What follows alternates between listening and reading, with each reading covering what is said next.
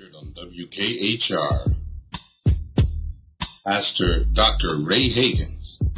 Except because before I begin to even show you the ancient Kemetic sources of the Bible, I have to first de-educate you, deprogram you, delete the indoctrination. Y'all follow what I'm saying? Featured on WKHR, Professor James Smalls. And I kept asking, I said, something happened to me in there on the last day, because when you go down and you're blindfolded for 4 days and you're on the ground and you only get up to dance and to shout to the rhythm of the drums or to go to the bathroom, and somebody takes you there and you get a little water and a cracker to keep you going. But there's no other food and there's no other drinks. And so you go through the initiation. You ask if that is truly being born again, because you have to go through a death kind of process. And at the end of it, you're baptized in the Atlantic Ocean. And, you were dunked 3 times. A lot of those traditions that we think are peculiarly Christians are very peculiarly African, because Christianity is peculiarly African. And what the Christian leadership needs to do is to reclaim a lot of what has been taken away. Featured on WKHR, Dr. Marimba Ani. Let me read this. Nation building is a conscious and focused application of our people's collective resources, energies, and knowledge to the task of liberating and developing the psychic and physical space that we identify as ours. It involves the development of behaviors, values, language, institutions, and physical structures that elucidate our history and culture, concretize and protect the present, and ensure the future identity and independence of the nation. Also featured here on WKHR Radio, Ashra Cleansing, Dr. John Henry Clark, Professor Walter Williams, Minister Ava Muhammad, Shechem Shechem, Ra'un Neferra, and many more. Diary of a Messenger. Another day has come, and it is time for the dry bones to rise. Lost in a haze of confusion, we find ourselves on the ground struggling to find an identity. But the powers that be realize the 2 world orders are on the edge of combat, and they exhaust every measure to see to it that we continue killing each other over a slice of devil's pie. My heart is filled with discouragement from the thought of the ethnic cleansing of my people. But then the Creator spoke to me, saying that you are too strong for extermination. Go, my son, and deliver the word to the young guns and engage in the highest tactics of guerrilla warfare. Every day we pray for strength as we arm ourselves with the weapons of truth and right knowledge.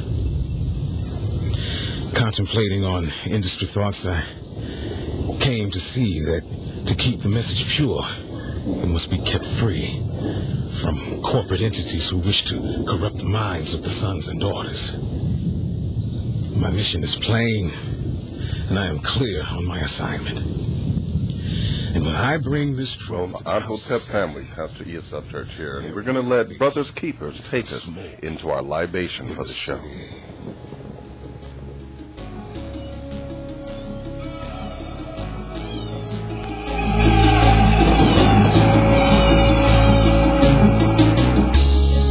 Still feeling the pain from exiting the womb of ignorance into a world designed to kill me at birth. I am protected.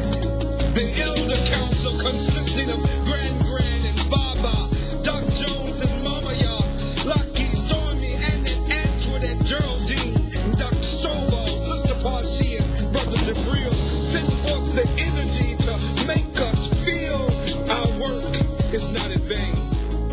Glory be unto their names, for they trained us to adhere to the teachings of Malcolm X, Marcus Garvey,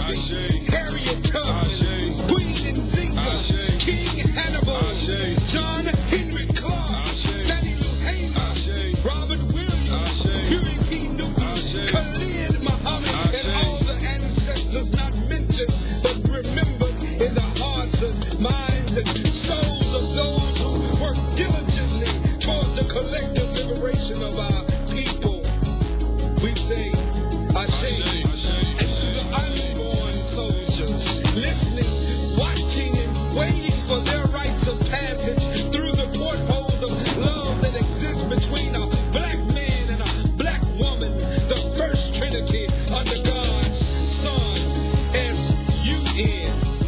So restore and repair. Restore and repair. Creator, restore and repair. For it is done.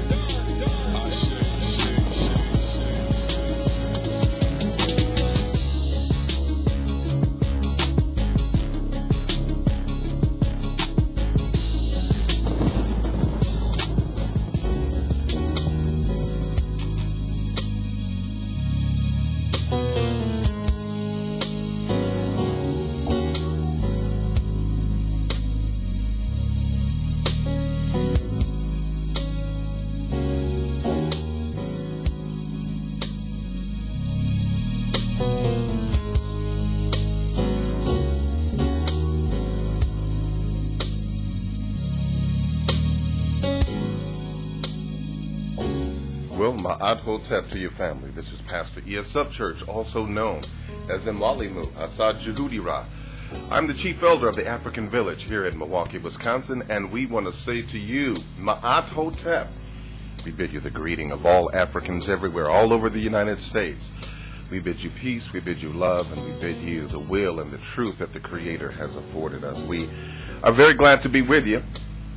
We're here once again with this particular broadcast, Tracing the Steps of Truth, also known as the E.S. Upchurch podcast on iTunes for those of you that want to download us.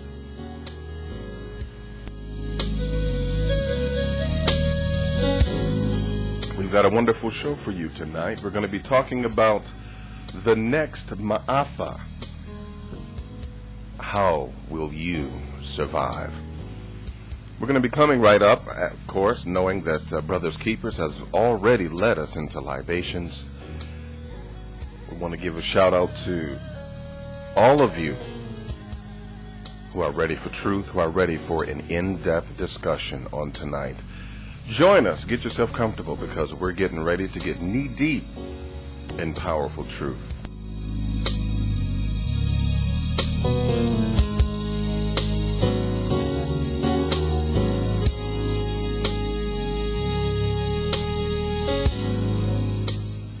All right, let me give you basically the numbers necessary for you to contact us. Those of you that want to contact us, you can do so by a number of means. Of course, hey, you can go ahead and tap into the email. All of this is located on the front welcome page of the website, WKHradio.com, your Kemetic heritage voice on the internet.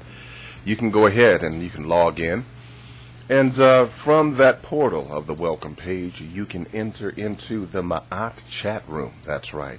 You can enter into the Ma'at chat room. And not only that, but you can also email your questions. Now, the same rules apply for the chat room as well as sending your emails. In order for me to read your comment or state your question on the air, I need you to put the font in red. That's right. I need it to be red in font so that I will know that it's meant to be read on the air. As well, it also helps because those of you that will chat with each other in the chat room, I'll know that that is not a conversation for me. But at the same time, you can feel free to email us and you can join in the chat room. Now, for those of you that don't want to do either of those, you say, you know what, I want my voice to be heard. This is such a topic that I need to have my voice heard. You can call in and be with us on the air.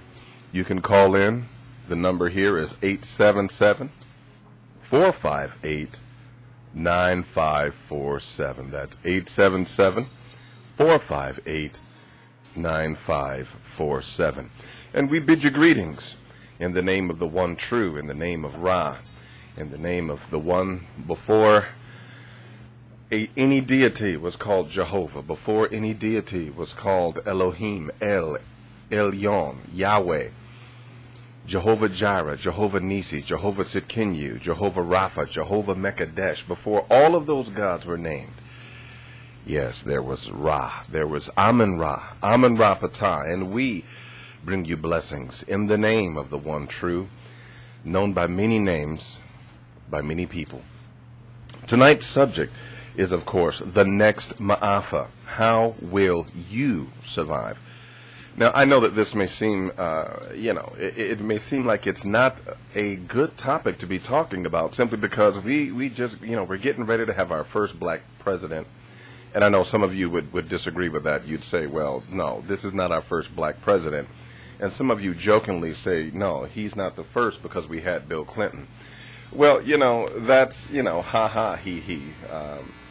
But I do not believe that Bill Clinton should be even, his name shouldn't even be put in the same conceptual thought range as having a black president.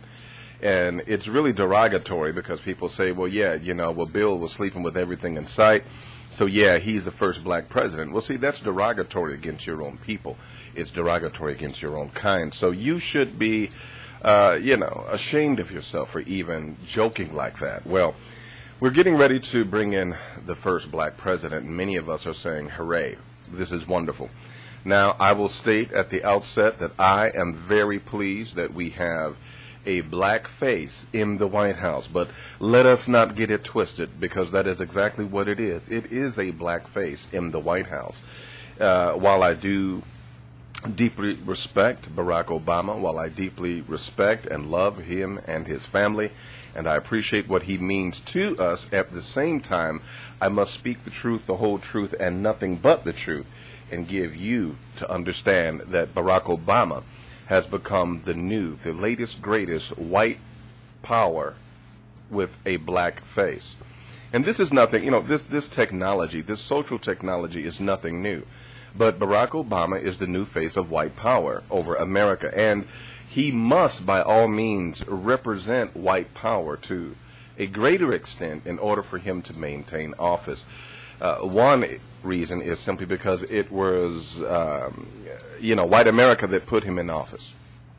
Okay, all the black people that went out and voted did not overrun the white vote. So, yes, the whites did put him in office. And you know what? Hooray for that, okay? Maybe that says that America is ready for some change. But at the same time, let us not get it twisted. Let us not be fooled.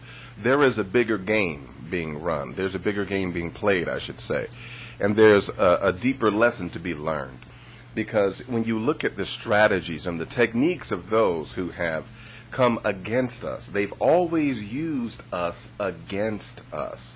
They've always used one of us to bring the rest of us down. Now, is that what we're looking at? Is that what we're facing with Barack Obama? Well, while everyone is saying, hype, hype, hooray, this is great, this is wonderful, and you know what? It really is. I don't want to be a party pooper. I am very happy. I'm happy that our young children will have a positive icon to look at that resembles them. I think that this is a down payment on a reversal of mentality that you see evident by means of the Brown experiment, and how, you know what I'm talking about, where you have a black doll and a white doll, and all of our children seemingly choose the black doll as the negative, the bad, the ugly, and the white doll as the pretty, the nice, the kind.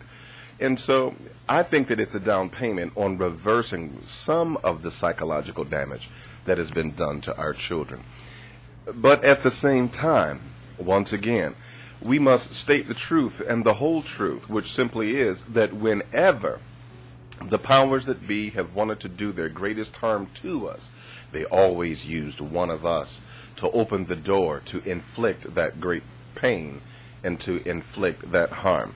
Well, one of the incidents, I should say, within our more recent history of being oppressed and being subjugated and being used as guinea pigs comes from some of the things that Margaret Sanger did. She targeted black men, black women, black families. She targeted the black uterus of the female in order to assassinate those who she considered to be less intelligent and ill-informed and ill-mannered. She considered white people to be good gened, so she called it eugenics for good genes. White folks have good. I don't know if y'all knew that or not, but according to Margaret Sanger, who is the founder of Planned Parenthood, according to her, white folks have good genes. Black folks have bad genes, negative genes, genes that causes them to commit crimes instead of doing what is right. In fact, I've even heard a number of black people parrot exactly what Margaret Sanger thought, and saying basically a nigga can't do right, a nigga ain't gonna do right. And so here we are once again parroting what our oppressors have told us. Yes, a boss. Yes, a massa. I will talk about my own. I will dog my own people. I will show them that I can talk against them just like you talk against them, massa. I will show them that I can hate them as much as you hate them, massa. And then maybe massa will give me a pat on the head. Maybe massa will give me a pat on the behind. Maybe something else. Maybe massa will help me out if he sees that I hate the black man as much as he hates the black man. Well, I want to talk to you about the next Maaffa, because in a time like this where we're all celebrating Barack Obama, and as I said before, it's a good thing. I'm happy to see it. But at the same time, as I've already stated, when there is the greatest amount of harm to be done to us, it is one of us that ends up opening up the door in order to bring that ill will to pass. Well, this is a story that we have suffered. This is not just something new. This is not a new technology. When you think about the over 400 different slave revolts that literally did not succeed because they imploded from the inside. In other words, there were individuals amongst us that were not with us. They were with us in number, but they were not with us in heart. They were not with us in spirit. They were not with us as they should have been. Now, before I get too carried away, I do have to give shouts out to the African Village here at Milwaukee, Wisconsin, also to headquarters in St. Louis, and all of you that are listening. Our numbers, we appreciate those of you that are listening. We can see the numbers online. And I just want to say that for those of you that are new to WKHR, Kemetic Heritage Radio, you can feel free to join the family and be a part of us. Let your voice be heard. Don't be afraid. You just hop right in there and join the conversation with us. As well, I want to give a shout out to our Minister of Defense, Akinlana Odepu, who is with us from afar on tonight, but we give a shout out to our brother. The subject for tonight is the next Maaffa. Well, what Maaffa are you referring to? Well, of course, the original crime against us. Some may say, well, it happened during the transatlantic slave trade. And true, that was a manifestation, right? That was a great manifestation of hatred and, persecution against us. But even before that, there had to be a precursor. There had to be a spirit of hatred and maliciousness, a xenophobic spirit to embrace and to captivate the minds and the hearts of those that would then become our enemies. The first Maaffa was a spiritual Maaffa, and it resulted in the assassination of the character of the black woman. The black woman, and many of you know that I'm a teacher, and of course I got to go into this a little bit. The black woman being the first priestess, being the first oracle, being the first astrologer, the first mathematician. She was the first one to be, quote-unquote, God on earth, okay, because she could bear children. She could bring forth children from the ancestral realm, and no other being could do that. Well, you know what? The black woman was very, very important. In fact, one of the first triads or trinities was in Egypt, and guess what? It was the Father, the Son, and the Holy Mother, okay? And so the first Maaffa that hurt us as a people, that hurt us and broke us down, it tore our families apart because they ripped the heart of the black woman away from us. And they told us that she was evil. They told us that we should call her a bitch. They told us that we should dog her out. And so many of us, wanting to be like our oppressor, we followed suit. We dogged out our own women. This is the first Maaffa that happened to us. What happens later, because the woman is the entrance into the world of the black man, she is the womb that brings forth the future. Once they assassinated the character of the black woman, removed her from her divine role, and assassinated her character, took away her divine beauty, took away her godlikeness, it was then that they could enter into the home, because, to quote a scripture, they had already bound the strong man. They already bound the one that was keeping it and holding it together. The black woman was the hand that rocked the cradle of the world, of all of civilization. What she gave to the little boy and what she gave to the little girl resonated throughout the African community and throughout the world, because then Africa held the reins of civilization and society and all that was right and all that was God conscious. Well, once she had been assassinated, okay, once she had been put down and trodden down under the feet of men, it is then only natural that the black family should follow. And so this is also behind what you find being true concerning the Willie Lynch syndrome, the Willie Lynchism. And I know there's people that say, oh, that Willie Lynch stuff, man, that ain't real, that ain't true. That Willie Lynch stuff y'all talking about, man, that ain't real. And the reason why they say that is simply because, you know, there's some grammatical errors, or some anomalies, I should say, that point to there being modern words in a supposedly ancient document. Okay. Well, I want to say to that despite the fact that the grammar doesn't bear out, we cannot deny that the reality of the Willie Lynch syndrome is very, very true. It's very, very real. And we are experiencing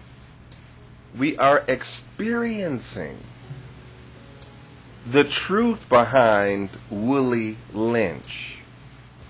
And we're doing so every day of our lives. We're doing so, we're living it. So it is a reality. But notice the target of the Willie Lynch system. It was not the black man that was the target. No, the black man may have been the victim as he was being tied and quartered. Okay, in other words, as he was being tied to horses and the horses were beaten apart and literally pulling him apart. Even though he was the victim, the real aim was the black woman. And again, I'll state it again. The assault and the defeat of the black woman was the first Maaffa.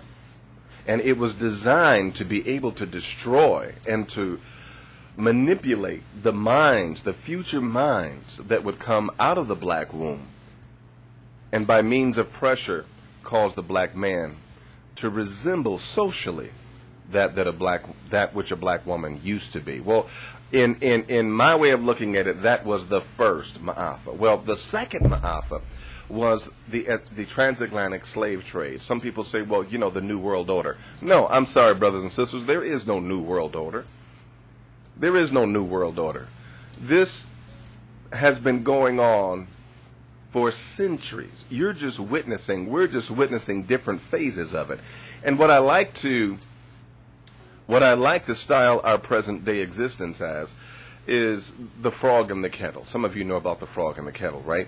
The question was asked, well, how do you boil a frog? How do you kill a frog? How do you boil a frog in a kettle? And the answer is this. You take the frog and you put him in the pot, but you don't start out with hot water. You don't start out with scalding water. What do? Yeah, you guessed it. You start out with water that is very, very cool, water that doesn't even resemble any kind of, heat or anything. No, it's just cool waters that the frog enjoys. And you put it in that situation that it's used to. And then what happens is you turn up the heat just a little bit. And then you turn up the heat just a little bit more. And because the frog will adapt to its surroundings, by the time the frog realizes that he's being boiled, his goose is literally cooked. And this is what is happening to us as a black people. I'm sorry to say it. I must tell the truth, the whole truth, and nothing but the truth. But we are just too damn adaptable. We put up with too much. We are too tolerant. We're too adaptable. We put up with too much. Like our Indian brothers and sisters, our Eskimo brothers and sisters, when they brought them into slavery, they said, look, I ain't eating. I'm definitely not breeding. Okay? I'm not going to do any of that. But what's going to happen is simply this. I'm shutting down because I can't live like this. Well, because we are used to surviving. Surviving is in us. Surviving is in our genes, right? Surviving is something that we do. We will invent, as a people, we will invent ways to circumvent and to go around those things that we perceive to be obstacles. I had to laugh the other day because, my son, he had his car parked in the back of the house, right? Well, you know how they do. You know how you get your tags. You know how you have to do when you live in the hood, right? You get your tags, and what do? Now, some of you can answer this. What do? The first thing you do is you get a knife and you cut it, right? So that no one will do what to it? So that no one will steal it. Well, hey, lo and behold, an adaptable people said, you know what? Since they cut up the sticker, I know what I'll do. I'll just cut the whole dang on plate. I'm gonna take the whole corner of the license plate off if I have to. Because we are an adaptable people. We know how to get around stuff, right? You get a crackhead that don't have a crack needle. What is he going to do? He will find something. He'll find an eyedropper and a balloon. And, he will do whatever is necessary to get that dope in his veins. We are an adaptable and we are a creative people. The only thing is we should be adapting and creating to new ways to break ourselves free. To break ourselves free from mental and spiritual and religious slavery. To break ourselves free from the control, the economic control and exploitation of our people. To break ourselves free from the indentured servitude that we're selling our children to, making them think that if we send them to school, get them a degree, that America's going to automatically have a job for them. Haven't we learned our lesson? Haven't we learned already? We should have learned already. We should have learned that, you know what, hey, just because you get a college degree, that doesn't mean that a job is guaranteed to you. We were supposed to have learned that back in the 70s. We were supposed to have learned that when Reaganomics hit. We were supposed to have learned that years ago, but many of us are still playing the same game, and guess what? We're going to be bitten by the same dog. One of the interesting things is that without fail, we know that we have exhibited the ability to survive.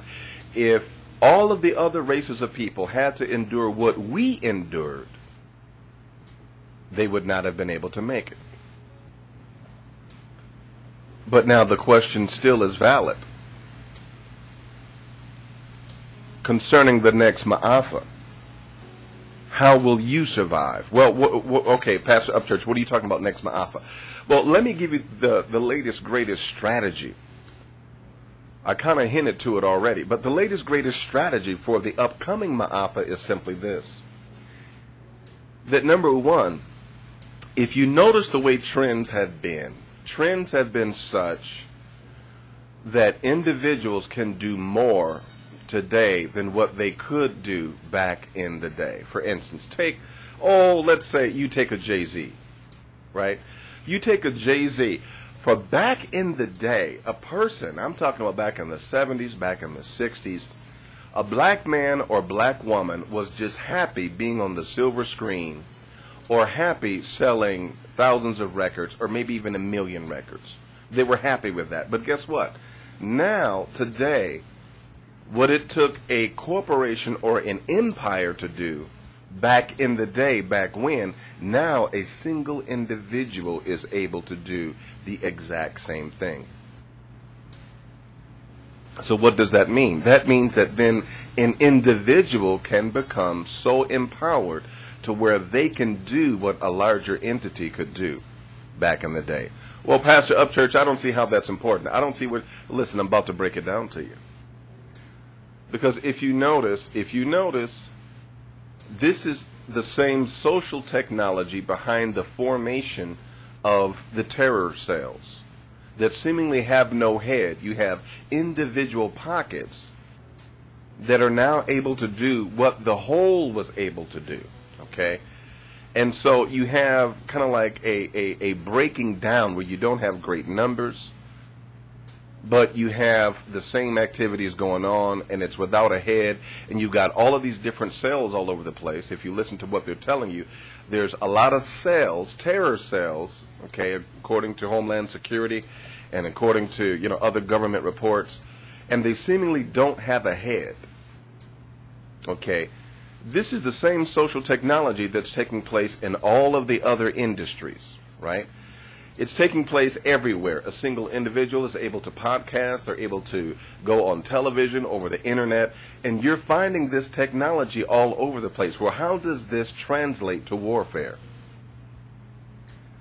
I'm glad you asked that, because this is how it translates. When you look at what's happening in the next Maaffa, you won't see this big army just coming against black folk everywhere. No. It's happening in the same strategy and in the same mode as everything else is happening. Seemingly, it's happening sporadic, just a little bit over here, just a little bit over there. Oh, this person got shot. Oh, this happened to these 3 people. Oh, the Gen 6. Yeah, that's what they did over there. But what we fail to see is that the next Maaffa has already begun. It's already happening. And the way that it's taking place is not in a big tidal wave, but it's taking place with individuals being seemingly sniped and popped here and there, and incidents, and many of us aren't putting it together. We're not putting it together because it's not 200, 300, 400, 1,000, 5,000, 10,000, 100,000 killed. Now that would get our attention. But we have been inundated by so much violence until we are blind. We're blind to the fact that when you see the single incidents happen over here and over there, back there, down south, up north, when you see these individuals happening, we're 2 or 3 here, 4 or 5 there, this sector of individuals are being laid off. You are looking at the next Maaffa actually taking place, but it's happening in such a way that you will not recognize it. Because we're not taught to look at the whole. We've been so inundated with the European consciousness until we have forgotten how to look at the whole picture. Black people are suffering everywhere. I know you've got your Oprahs. I know you've got your Russell Simmons. I know you've got your Michael Jordans. I know that we have people that bear the image of affluence. But when you look at things as a whole, we are still in the same economic position that we are. For all of our Oprahs, for all of our Jordans, we are still economically in the same place. Why? Because once again, we fail to look at it as a whole. We fail to see ourselves as a whole. And what's happening is this. It's kind of like the lottery. Many people don't know the real reason for the lottery. Have many of you ever wondered why you keep buying a lottery ticket but you never get picked? Have you ever wondered about that? The real purpose of the lottery is to cause you to develop the same mentality as the rat on the treadmill. The rat on the treadmill says, I've got to keep going. I've got to, that there has to be a light at the end of this tunnel. So the rat on the treadmill, in hope, is just running and running and running and running and running, but getting nowhere. The lottery is designed to give you a glimpse of what is possible, and then you hope that becomes a reality to you. So what do? You keep going week after week. You keep buying another ticket, and you keep saying, well, I can't win if I don't play. So you keep buying another ticket, and you buy another ticket. You still got bills to pay. You still got issues, still got problems, still got health issues, still got to go to work, still got to go and buy gas. Gas prices rising. Oh, they fall for a minute. Oh, but then now they're back up there.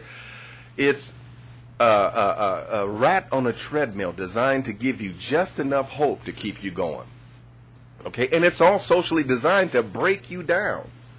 Listen. In the 40s and 50s, when they first designed the project, the social engineering program of what we call today the projects. They orchestrated how many people you could put in a particular setting and, change the parameters, give this one a better job, give that one a lesser job, And some people will say, you know what, Upchurch, you are just so paranoid. You mean to tell me you honestly believe? Yeah, I believe.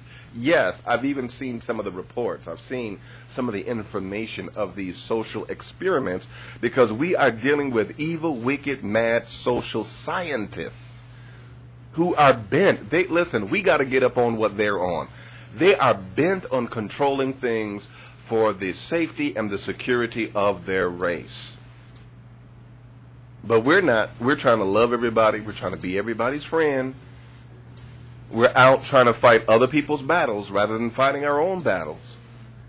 And so we become victim to the next Maaffa. The next Maaffa is happening right now. So I've kind of outlined some of the problems, and I'm going to go ahead and just kind of give you a brief history of what I'm talking about. For instance, many of you know about the Tuskegee experiment, when in 1932, Tuskegee conducted a syphilis experiment where they purposely allowed syphilis to go through the black community, and no one said anything. Okay? In 1935, the United States Public Health Services took steps to treat a disease called pellagra. Okay? But this disease was caused simply by a deficiency in niacin.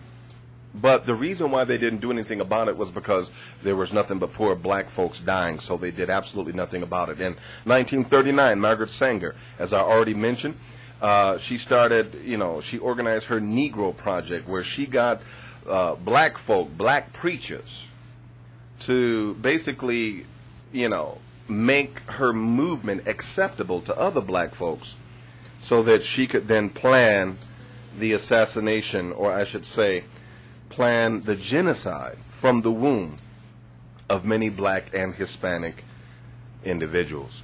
Well, okay, it goes on. In 1950, and there's more that I could mention, but I will not, but in 1950, the U.S. Navy, they sprayed a cloud of bacteria from ships over San Francisco in an experiment to determine how susceptible an American city would be to a biological attack. But yet, they want to hunt down Saddam Hussein and say, well, he conducted experiments on his own people. When these devils have been doing this, okay, and I call them all devils because they are evil. Anyone that's evil, I'll call you a devil. If you black and you evil, I'll call you a black devil, all right? You're still a devil. You're not an angel just because your skin is black. Anyone that bears the same consciousness, anyone that bears the same hatred for their own people, anyone that can't stand their own people and do not seek to heal and to deliver their people, yes, I call you a devil, no matter who you are. Well, to take this on further, to jump ahead in time, in 1969, at a House appropriation hearing, a Dr. Robert McMahon of the Defense Department's Biological Warfare Division requested $10 million to develop a new disease that would both resist and break down the human immune system. Yeah, and you know what that is, don't you? You see, these devils have been planning hell for us and heaven for them all this time. According to the November 1970 issue of Military Review, listen to this, the United States stepped up the development of ethnic weapons. Did you hear what I said? Ethnic weapons, which are designed to selectively target and eliminate specific ethnic groups who are susceptible due to genetic differences and variations in their DNA. Do you believe that? And it goes on, it goes on, it goes on. In 1972, it was discovered that the University of Mississippi at Jackson was implanting, listen to this, was implanting electrodes into the brains of black children as young as 5 years old. The electrodes were heated to melt areas of the brain that regulated emotion and intellect. The reason given for the treatments was to control the hyperactivity and the aggressive behavior of your child. And many of you brothers and sisters, you let them tell you that your child has HDDD and ADDD, and next thing you know, they give them Ritalin, which is nothing but another version of cocaine, and now you got your child strung out. Now your child really got problems because you believe what they said. All right? You believe what they said, and of course, the devil, you know, like my mama used to sing, don't let the devil ride, because if you let the devil ride, he's going to want to drive, so don't let him ride. If you let that devil into your head, by the time he's done, he will have damned your wife, your children, and the rest of your whole family. So don't listen. Don't go for it. All right, to take this just a step further, in 1992, it was revealed that the Federal Violence Initiative planned to go into the inner cities to experiment on black children. Oh, listen to this. Hold on. I don't think y'all heard that. Okay, so I'm going to go ahead and read that again. In 1992, the year after Spike Lee put out Malcolm X, it was revealed that the Federal Violence Initiative planned to go into the inner cities to experiment on black children in the hope of finding genetic and biological causes for violence. Dr. Amos Wilson warned us that this was coming. He warned us that this was the case. But yet, some of us did not listen because we're too busy trying to, once again, to quote Dr. Amos Wilson, we're trying to blend into invisibility with these people, not understanding that they aren't going to let you blend into invisibility. And for those of you that are saying that because Barack Obama is now the president-elect, that now racism is no longer an issue in the United States, you must be out of your mind. They caught a government official with a sticker. Now, this is a law enforcement official. He's got a sticker on his law enforcement vehicle that says, impeach Obama. He has not even been inaugurated yet, but now they're talking about impeach Obama. Okay, let me take this further, all right? In late December of 2002, George W. Bush, Daddy Bush, announced that after the war, that he wanted to gain control. Okay, let me start over to make sure that everybody get this. In late December of 2002, George W. Bush announced that after the war, to gain control of the oil in Iraq is over, the next target of U.S. aggression will be the African nation of Zimbabwe. You see, all of these little things, many of us don't pay attention to, but this is the next Maaffa happening right underneath your nose. Because it's not an onslaught, because you don't have 1 million dead one day and 500,000 dead the next, many of you do not see a problem. You don't understand that the Maaffa is already, the next Maaffa is already taking place. This devil is not playing. This devil is not playing at all.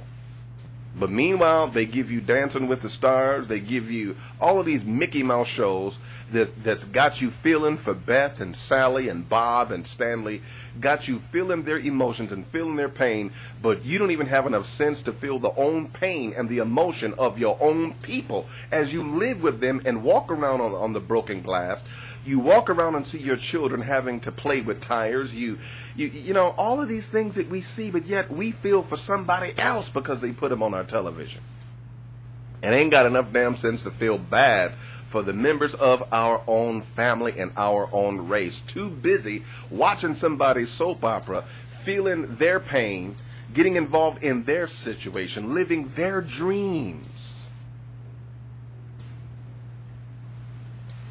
I don't know, we got to wake up. We just simply have to wake up. We've got to wake up. Well, to take this a step further, according to the press release dated January 4th, 2003, issued by the Office of the Press Secretary in Crawford, Texas, and given by the Deputy Press Secretary, it read as follows. On December 31st, 2002, President Bush approved the designation of the following 38 sub-Saharan African countries. 38 sub-Saharan African countries as eligible for tariff preferences under the African Growth and Opportunity Act. You got to understand what Dr. Marimba Ani said. She said that everything that this beast does is for the preservation and for the progress of their own power. Okay? It's all about them maintaining power. That's why many of the so-called educational disciplines that you see, such as, the social scientists, they're designed, or I should say, the design behind their position is to go into other cultures, peep their culture, right, and then use their culture against them so that white supremacy will once again reign supreme. But we think it's just, I want to be a cultural sociologist. No. You don't understand what's going on. Everything that they have in their arsenal is to help them win. And many of us who are nothing less than bootlicking po, I love you, massa, step and fetch it Negroes, think that as long as we try to be like them that they will accept us. No. You're just the house nigga that went to go get master's shoes so that he could put them on and kick you in your ass. Larry gives us an email and he says, Pastor, do you think black people who have been diagnosed with HIV and AIDS should take the antiviral drugs? Just wanted your opinion on this, okay? And on this, I guess I would need to quote Sister Whitney Houston and say, hell to the no. I don't think you should. Now that's just me. I don't think you should. There's been some studies done to state that people that are melanated have a natural defense system against, okay, now you'll have to do your own research, prove it for yourself, but this is what I have heard, right? That the only way AIDS could stick to us is if there is an inhibitor that blocks the processes and the potency of our melanin. Which leads me to believe if you change your diet, drink, there's a particular water that's activated that's really good for you. But if you drink water, pure water, and you eat those things that activate the pineal gland and that stimulate the growth, the function, and the production of melanin within your system, then the body should heal itself. Now, that's what I believe. Now, until I receive some other information, Brother Larry, that is what I believe, and that's what I'm going to stick with. I believe that no matter what happens, the Creator has created the body to automatically heal itself. Well, listen, I've been talking for quite a long time. I'm going to stop this. I'm not going to mention about the 1977 Global 2000 report, where basically they said billions of you niggas got to die. I'm not going to talk about a number of the other programs, but I want to hear from you. I want to hear from you. I want to hear exactly what you have to say. Call in 877-458-9547. If you are in the chat room, and we want to give a shout out to Akinlana and Daotru and Tuhudira, my namesake, I tell you, love that brother. We want to give you a chance to communicate with us. Go ahead and talk to us here at WKHR Radio. I am your host, Pastor E.S. Upchurch, also known as Enmalimu Asa Jehudira. And we're talking about the next Maaffa. How will you survive? So listen, as you contact us, let's not talk about the problem, but let's talk about the solution. What do we need to do? How can we join together as a people?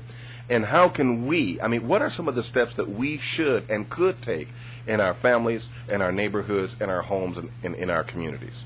Okay? What are some of the things that we can do? So go ahead. Feel free to call in. I'll give you the number once again. It's 877-458-9547. And you know that you can email us. And you can also stop by the chat room.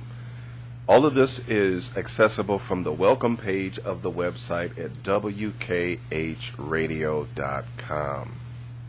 So, we want to hear from you tonight. And listen, I'm not just talking about what we should do. I want to talk about something that we are going to hold ourselves personal to start. Something that we are going to hold ourselves accountable on a personal level to actually do within our own homes. Because so many times, those of us in consciousness, do you know what we do? We do exactly what some of us used to do in the church house. Rather than saying, amen, pastor, and then going right outside and doing absolutely nothing about it, many of us just say, Ashe, chief. And we still do the same thing that the Christian, the Baptist, the, whoever. And we're not doing anything. Consciousness has become nothing more than an African version of the church for us. No, it's time to be about our business. We've demonstrated that we can do it. We've demonstrated that we have what it takes. So it's time to do that. And I believe that if we don't watch it, this Obama election will actually serve us more harm than it will good. It will serve us more harm. Well, what do you mean? Because many black people will feel like, well, we done arrived now. No, you ain't arrived. You have not arrived. I imagine that the ministers and the preachers that were working for Margaret Sanger as she was plotting the demise of the black men and black women and Hispanic families, I imagine that they felt like that because she paid them a good salary and they had a position, I imagine they felt like they had arrived. And because they couldn't see the bigger picture, they did not understand that they were the pawn being used to actually destroy their own people. Well, let's go ahead and talk about it. What can we do? What should we be focused on right now? I want to give a shout out to Tahuti Ra. Says that, brother, it's been a long time. It's been a long time. And yes, it has. We're very glad to have you. Very glad to have you back with us. As well as Dao Otru and as well Akinlana. And we say Ma'at Hotep to our family. So let's not all call it once. Let's not all write it once. But let's mix it up. Let's talk about it. About what we need to do.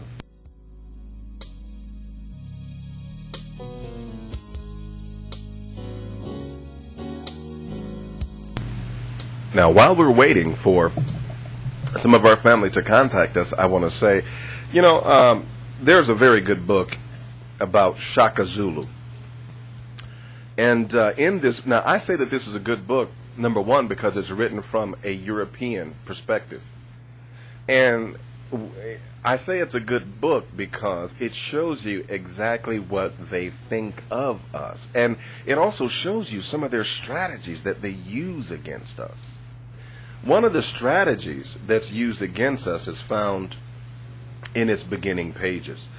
And I just want to read this because it's mentioning how the British actually fought the Zulus. And they're mentioning something that actually helped the British. And in this book it says, now this is the European author who says, fortunately, talking about someone's father, fortunately his father listen to this, fortunately his father was much interested in all the battles of natives against natives, and gathered a rich store of material when the events were relatively fresh. Now, some of you may have caught that, others of you didn't. But what this is saying is that the British and the European gained a wealth of knowledge in defeating us by taking notes on how we fought each other. So one of the things that we need to do is we need to not only present a unified front, but we need to make absolutely sure, we need to make damn sure that we keep our skirmishes to ourselves and that we do not show our enemies how best to defeat us. Okay. We must be the ones to join together in unity. Okay. And if we have beef, if we got problem, if we got issues, if there's drama, let us keep this drama contained to ourselves. But never let that drama break you up and destroy the unity, because that's how the devil works. Divide and conquer, right? We know that, don't we? Yes, we do. Akinlana, in the chat room, our Minister of Defense of the African Village here in Milwaukee, says, The first thing is to begin to love ourselves and each other. See, now that's a confirmation for what I just said. We've got to begin to love one another. But before you can love one another, you got to love yourself. Okay? Akinlana also says, then we will be able to restore the trust in one another. And I must agree with that, because too many of us are simply following suit from what the oppressor has done to us. Kind of like seeing a black parent beat their child. A lot of times you see a representation of what happened on the plantation when you see a black parent beating a child. Looks like they're going to beat the poor child half to death. And then they use it, as a backup. Well, the Bible say beat him and he won't die. Look, Negro, you are doing nothing but simulating what Master did to you. You are still dead in the mind. You're still drunk in the mind. You are mesmerized by the trauma and the drama that your oppressor put you through. So now you give your child the only thing that you do have, which is nothing but pain, anguish, hurt, bitterness, and dysfunction. That's not doing your child any good. I'm not saying don't discipline your child. But no, disciplining your child is just that, giving your child the ability to be disciplined. Okay? It's not beating him until he half silly. No. We got that all wrong. Once again, we're following in Maaffa's footsteps. Praise the Lord. No. We got to think different. So I agree with you, Akinlana. I agree with you when you say that we must first begin to love ourselves and then each other.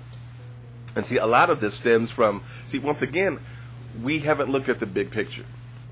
With what the Willie Lynch system did was it destroyed the inner peace of the black man, the black woman, and also the black child. It destroyed that inner peace, and it caused a psychological trauma, one that will reverberate throughout the soul and the minds of black people for centuries to come. And knowing that we would pull from that same flawed programming, that we would then perpetuate our own demise. And that's what's been happening. And we say, well, why can't black people do right? Why can't black people, It's because our program has been infested with a virus, and we keep pulling from that same program without destroying that virus. And we wonder why things aren't working out, things aren't adding up, things don't compute. It's because we are dealing with flawed goods. There has to be healing, right?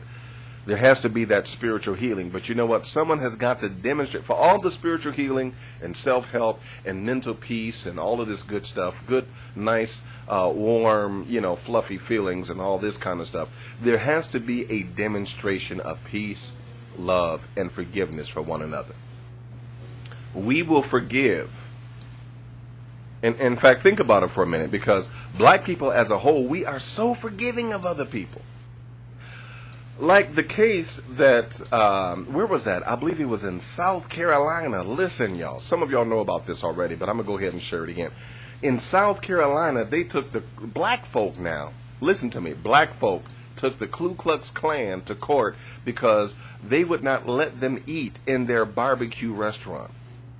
And so black folk took the Ku Klux Klan to court in order for the right to go in there and empower them with their dollars and put their money on the counter just so that they could have a devil spit in their food right behind their backs and then further subjugate them and laugh at them as they're laughing all the way to the bank.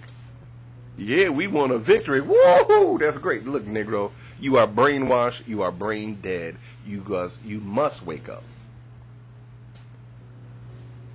Brother Tahuti Ra says we have to get rid of beliefs in order to do that. In other words, when Akinlana said that the first thing we got to do is love each other and love ourselves, Tahuti Ra comes back and says we have to get rid of certain beliefs in order to do that. Well, I want Brother Tahuti Ra to kind of hit us back and let us know, well, what kind of beliefs need to be assassinated? What do we need to do? Okay? Now, Dao Otru says, what is meant by love and how is it to be purveyed? In other words, you're talking about love, but what does that look like? I mean, how is that going to be demonstrated? How is that going to work for us? How is that going to be demonstrated? What does that look like? And I'll admit there are so many individuals that have the mentality of an oppressor. They have the mentality of a devil. When it comes to someone fixing their car, they won't go to one of their own. They will go to empower someone that they know to be an oppressor. Okay? All the time understanding that these people love nothing about us but our green, as it empowers them to live in the suburbs and talk about, I almost had to drive through downtown. Oh, you did? Oh, did you see any niggers? All of this kind of stuff. It's sad because we're empowering people to further disempower ourselves. It's kind of like what I said before. For those of you that were listening to some of the previous shows, I said that, if a doctor enters into a hospital, he knows that he's going to treat someone that is sick. And in fact, he needs them to be sick in order for them to need him. And what am I saying? For those of us that have the answer, we have to understand that by necessity, there must be a problem. So when you look at your brainwashed, dead, mentally dead, spiritually dead brother who's trying to cheat you, he's trying to do to you what his oppressors have done to him all of his life, understand that he's got a mental problem, okay? He's literally out of his mind. He has a psychosis. He's dealing with schizophrenia. He's a black man trying to live in a white world as a white man trying to be a black man. So he's got some problems there. Well, understand, please, that you're going to experience great sickness as you attempt to be a healer. But that's where your value comes in. I believe we have a caller on the air. Ma'at Hotep, caller. All right. Yeah, Brother Dahudi Ra. How you doing, brother? Good, brother. How you doing? I'm doing really well. I don't know if you can talk up just a little bit. Oh, yeah, I can talk up. I'm just trying to get over this cold. Oh, okay. I got you, brother. Oh, but you know what? You gave a comment, and you said that what we have to do is get rid of certain beliefs. Right. Now, what beliefs are you talking about, brother? Talk to us about it. It could be any belief. But what African people have got to get back to the our system of natural order. Okay. Okay. The problem is that we have stopped looking at nature as above, so below. Yes. Okay. Now, when I say a belief, like animals don't believe in anything.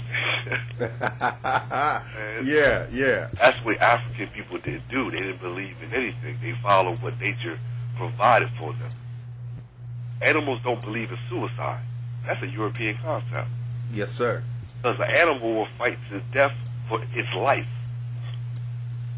I do pest control service, so I see it every day. You know what I'm saying? So okay. So if I spray a bug, that bug is going to turn on its back and keep fighting and fighting.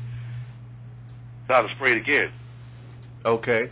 See what I'm saying? Yes, I do. They don't have a concept of believing in their concept, especially when you're in their environment. Well, see, brother, I happen to think that there's some wisdom in what you're saying. In fact, I think there's a lot of wisdom in what you're saying. I love what you said, brother. You said that animals don't believe in anything.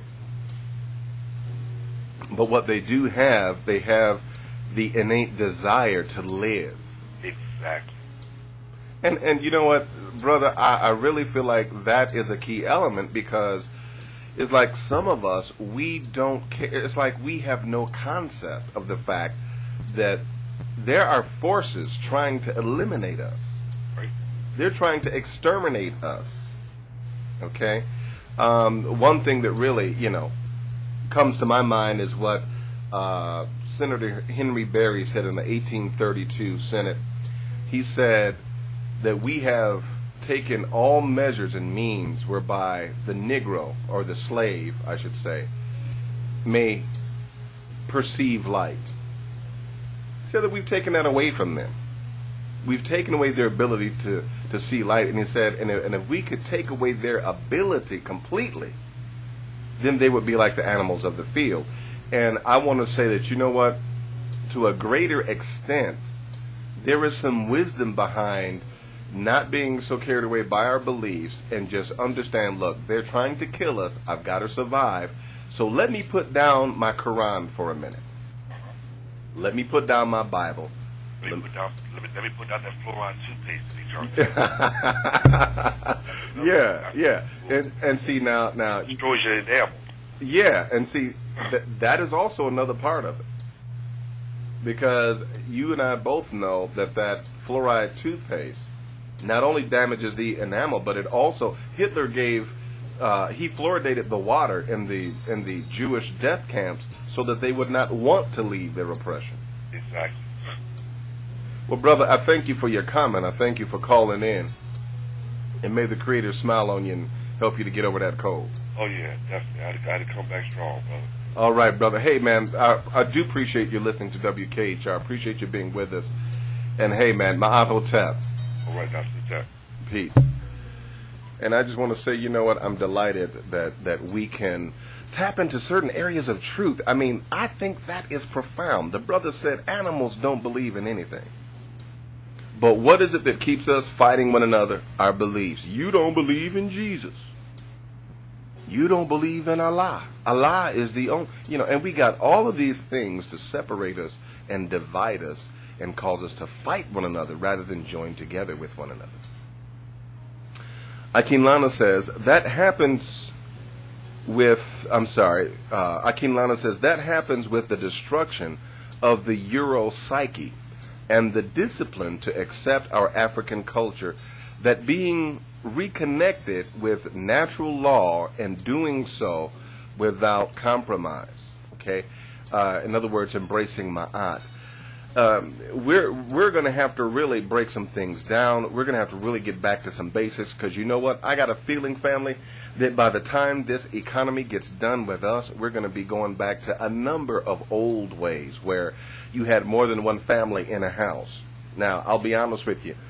There are some people that say, listen, that ain't an old way. We do that all the time. We bring our people from our country into America. We may have 5, 6 families in a house, but we will pool our monies together, and next thing you know, we own the gas station, we own the corner store, we own, the outlet, we own this business, that business, and another business. But it seemed like the black man, black woman hasn't seemed to have gotten ain't learned that lesson yet. Okay? Can't get along with each other, can't stand each other. No. What has to happen is we must get along with each other. And I got a feeling that before it's over with, we're going to learn a lot of basic lessons all over again.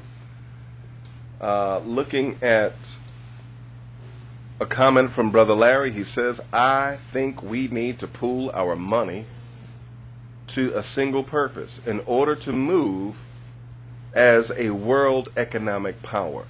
We could buy and trade with others, and the world would have to respect us, because white people only respect money and its power. Well, you got some black people the exact same way. They don't care nothing about you being black. They don't want to call you brother. All they care about is money, money, money. I got some relatives like that. You've got some relatives like that. And that's just simply a way of life. But yeah, he says we need to pool our resources together, our monies together, okay, in order to become an economic world power. I think somebody help me out here. I think the numbers are that as a black people, we have about $758 billion as a gross national product. Okay. Dao Otru says Ashe. It sounds good for liberated Africans, but in order to get others to embrace what we believe, we have to demonstrate our love for them. Okay, we got to demonstrate our love for them. The other cultures are, let's see here if I can get this straight.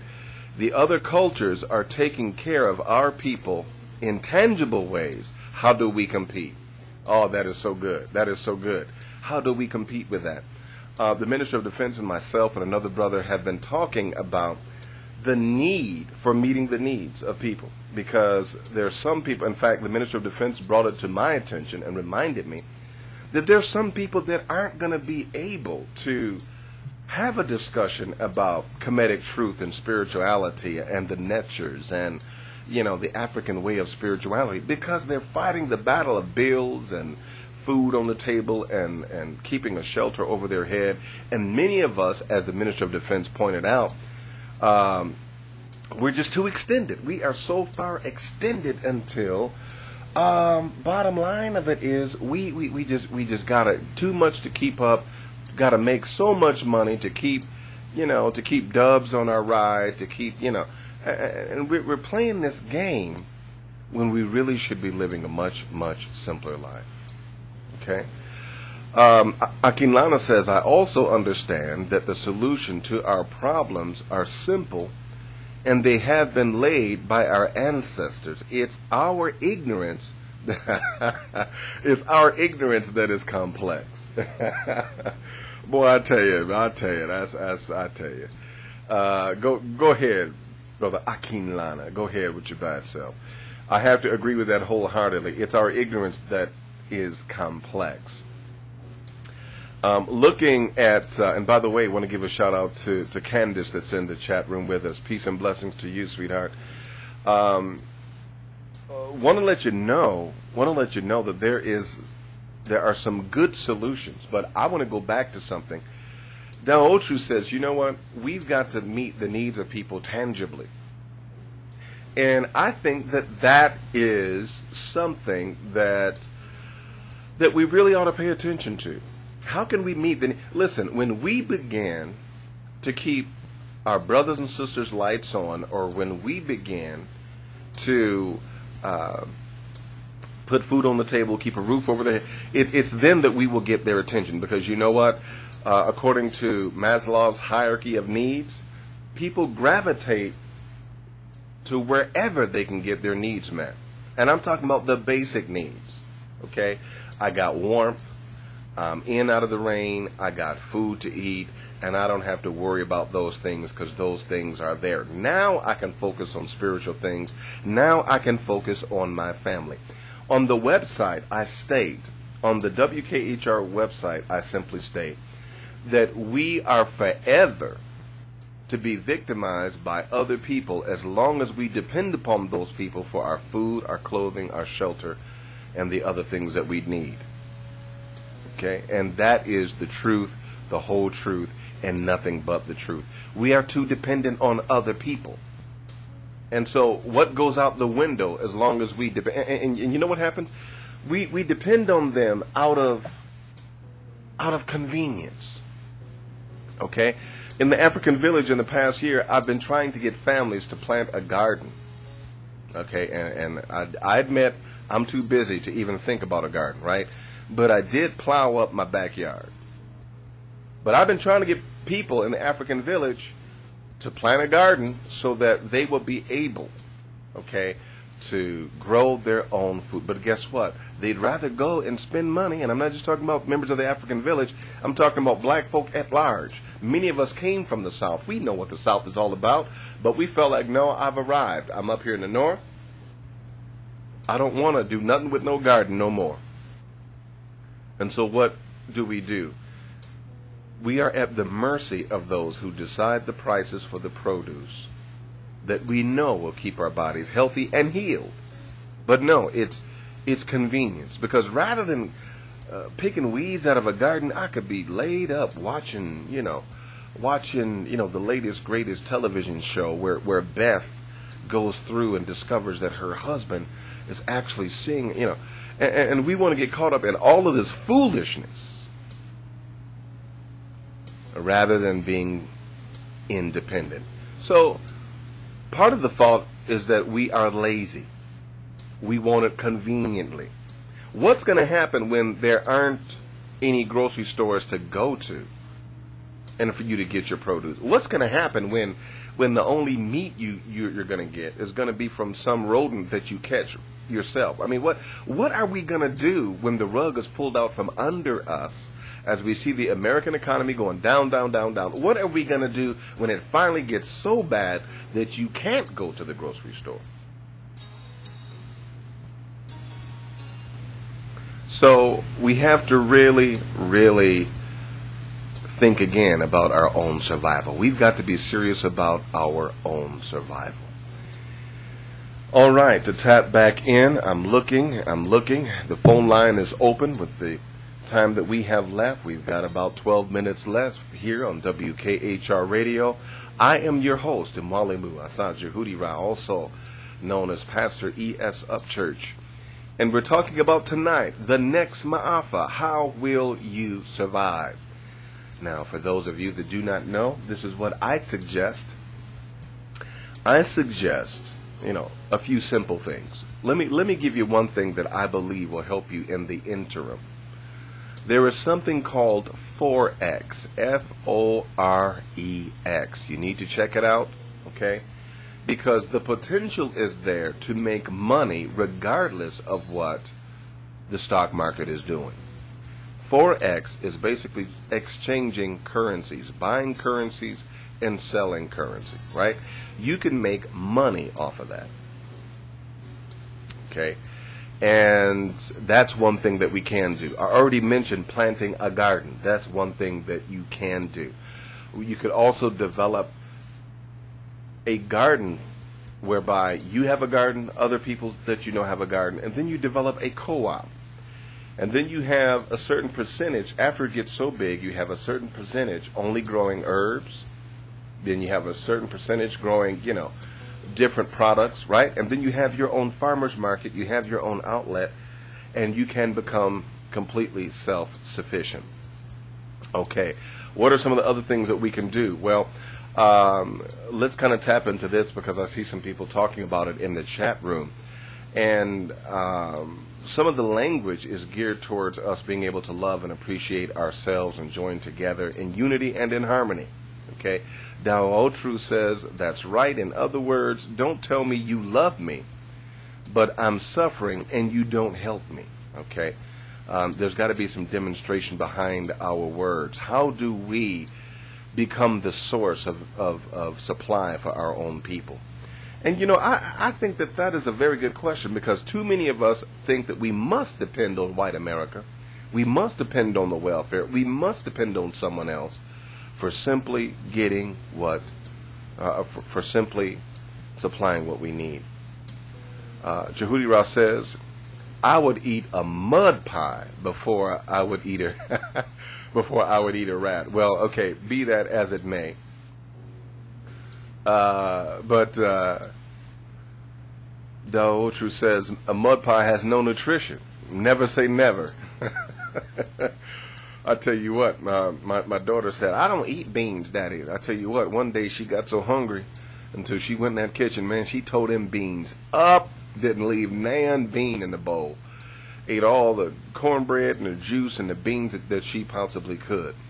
But bottom line of it is, we must be very conscious and proactive about our independence.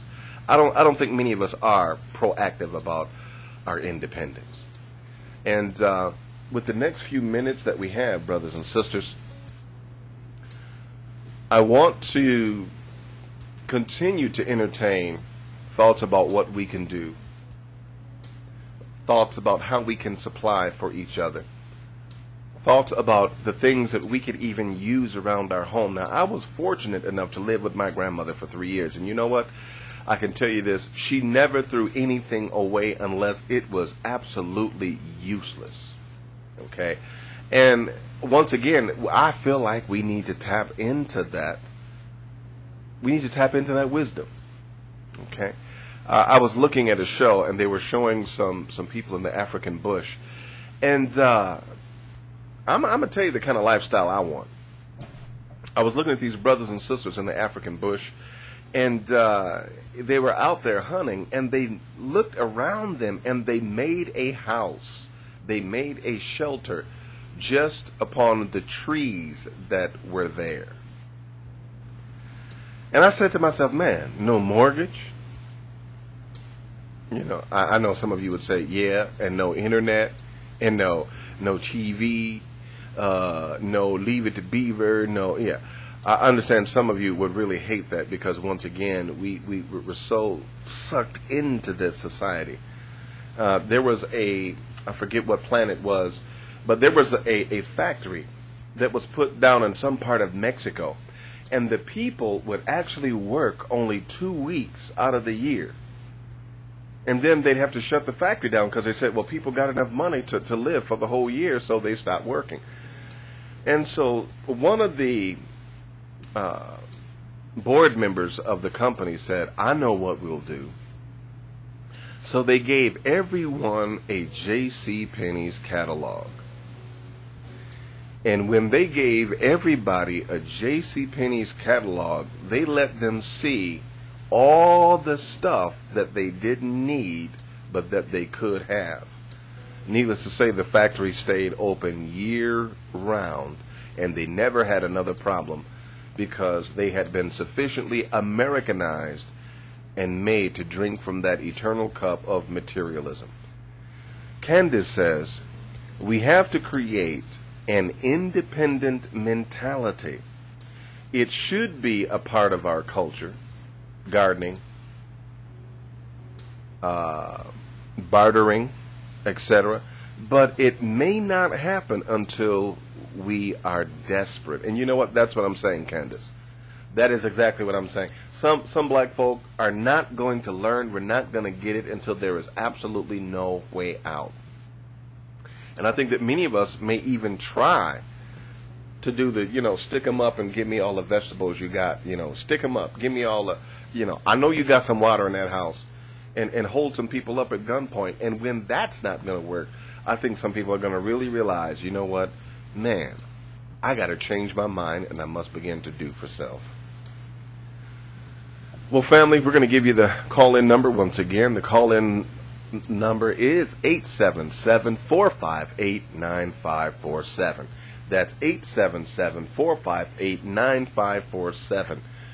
Talking about the next Maaffa. How will you survive? Now, there may be some of you like me that have seen on YouTube where there are millions upon millions of plastic coffins being manufactured. Some have surmised that these are going to the concentration camps, and some have said, well, they're going to put black people in there. And I want to say this. If the United States government got its armed forces together and said, you know what, all of you come to this concentration camp, we're taking you, we're grabbing you, you have no choice, unless we purposefully revolt, which I don't think some people will. I think some people will just go right along with it because they trust everything that their oppressor tells them. In order to get beyond that, in order to not be the victim of that, there would have to be there would have to be some sort of resistance. And on that note, we're not prepared to resist because we are just too disintegrated. We're too splintered. We're not together as a whole people. Okay? Dao Otru says, this economy, recession or depression, is going to change a lot of things about our people. We will need to be ready to reap the harvest. And that's why I say that before the economy is done with us, we will have learned a whole lot of lessons that many of us thought that we forgot. We're going to learn how to get along as families. You're going to have more than one families to a house. Okay? You're going to have individuals pooling their resources together. Otherwise, we will not survive. So there is good that I believe that can come out of this. I don't think that it had to come to this, but unfortunately, here we are. All right, checking the email and also checking the phone line here and as well. Looking at the chat room, we're delighted that a number of you are yet and still with us. We still want to hear from you. What is it that we need to do to survive the next Maaffa? Understand that in order to see the Maaffa for what it is, remember that particular poetic piece, that the revolution will not be televised. No, the revolution will not be televised. And so, on that note as well, the next Maaffa is also not being televised. We get bits and pieces of it here or there, but it is actually a greater part of a greater whole that we need to look at. To us, it becomes invisible because it's looked at as an incident over here, a little incident over there. And, yeah, we miss the fact. We miss seeing the forest for the single tree. And can't seem to understand that what's happening here in the United States is happening all over the world. I want to tell you that we must think differently and think independently. I'm looking at doing my own, listen, and as the chief elder of the African village, I'm really throwing a lot of things out there that I would love to see us begin to mass produce, such as our own toothpaste. And by the way, I'm letting the cat out the bag because these are some of the things I'm working on. But making our own toothpaste, non-fluoridated toothpaste. Of course, I mentioned gardening, but the other portion of that is having our own co-op where we sell our own vegetables. But not only that, but that we actually institute not just the growing of vegetables, but herbs for healing. And, bring some people in that know how to use and how to mix things together and bring about healing. Okay, we need that. Aquilana says those of us who belong to other organizations should meet with the heads, the African village included, and we should begin a united African front and stop allowing ideology to maintain separation, because that's some okay, I get you, brother, because basically that's European philosophy. I'm going to say it like that. But yeah, I do agree with you. We got to put down our individual ideologies and join together as a people. What did Malcolm say? What did Malik El-Shabazz say? In our few closing moments, let me quote what Malcolm said. He said that they are not oppressing us because we're Muslim. They're not oppressing us because we're Baptist, because we're Presbyterian. They're not oppressing us for any other reason than because we are black. Well, family, I thank you for listening to WKHR, and I want to say, listen, just because I'm going off the air, that doesn't mean that this fruitful discussion has to end. It doesn't mean that it has to stop, because we are here to bring about solutions. And you know what? Hey, it's the grassroots that are really going to bring change into the whole of America. I want to read this last email before we go off the air. It says, comfort on the plantation is stronger than independence. Oh, man. I love it. Comfort on the plantation is stronger than independence. Harriet Tubman said, I would have freed more slaves if they only knew they were slaves. We thank you for giving that to us, Brother Larry. We appreciate that. And Daotu says that is why Dr. Hagins is joining and has joined, as well as myself and all of the African villages have joined the National Black Leadership Caucus or Conference. We are a member of that. In fact, wherever there is an African village, there is also a chapter of the National Black Leadership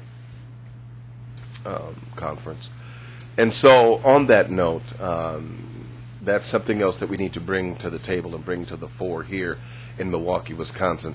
But family, let's continue the positive dialogue, but even more so than that, let's continue the positive action that supports our dialogue. We appreciate you, we love you, and we thank you for being with us.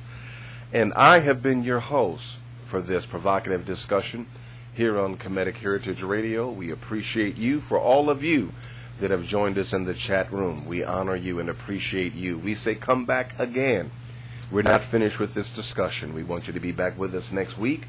And not only that, for all of you that have emailed us, all of you that have stopped by the chat room, and those of you that called, we appreciate you and we honor you. This show is going to be archived on iTunes under the ES Upchurch podcast. For those of you that want to know about the podcast that we do two of them. One is this radio broadcast, and the other is the Husia, where we comment on the truths and the metaphysics behind the Husia.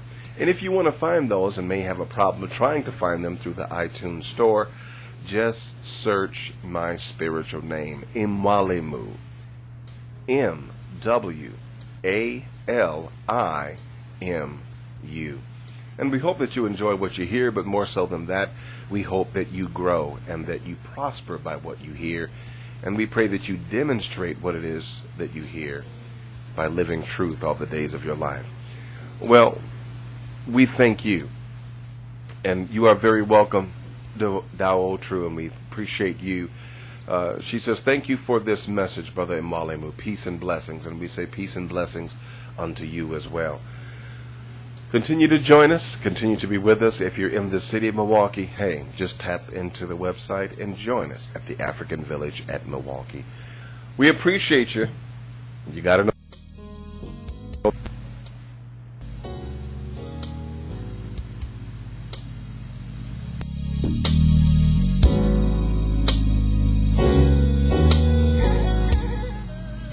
We say to you that may you arise on the wings of Ra. May you shed light in the midst of darkness and give warmth where there is cold.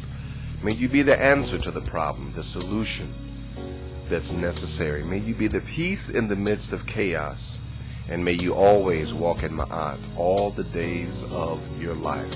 Ma'at Hotep, I've been your host, Pastor E.S. Upchurch, also known as Mwalimu Asa Jehudi Ra, and we appreciate your joining us here at WKHR Radio. We honor you. We thank you. Until next week, we say to you, Ma'at Hotep. Peace.